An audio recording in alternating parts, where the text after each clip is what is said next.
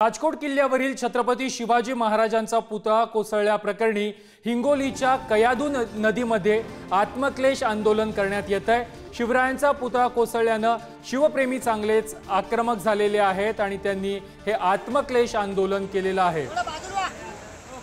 याच शिवप्रेमींशी संवाद साधलेला आहे आमचे प्रतिनिधी संतोष भिसे यांनी। मालवण येथे छत्रपती शिवरायांचा पुतळा पडल्यानंतर संपूर्ण महाराष्ट्रामध्ये संतापाची लाट पसरलेली आहे। आपण सध्या हिंगोलीच्या जांभरून रोडगे या ठिकाणी आहे। म्हणजे काय, जे आपलं जर हृदय जर उद्या साधा हार्ट अटॅक आला तर माणसाला दुःख होतं, हे हृदयच सगळ्यांचं विदीर्ण चीर्ण भिर्ण झालेलं आहे। कारण महाराजांचा पुतळा कोसळला, ज्या दिवशी कोसळला कळालं तेव्हापासून आज महाराष्ट्रातली जनता नवे नवे सगळे प्राणी सुद्धा दुःखी झाले आहेत, मी असं म्हणेन। कारण ज्या महाराजांनी आम्हाला जगण्याचं बळ दिलं, ज्या महाराजांनी आम्हाला जगण्याचं स्वातंत्र्य दिलं आणि त्यांच्या नावावर आमचा खेड्यातला गोरगरीब ते मोठा राजकारणी सुद्धा महाराजांचं नाव घेऊन जगतो, नाव घेऊन मोठा होतो।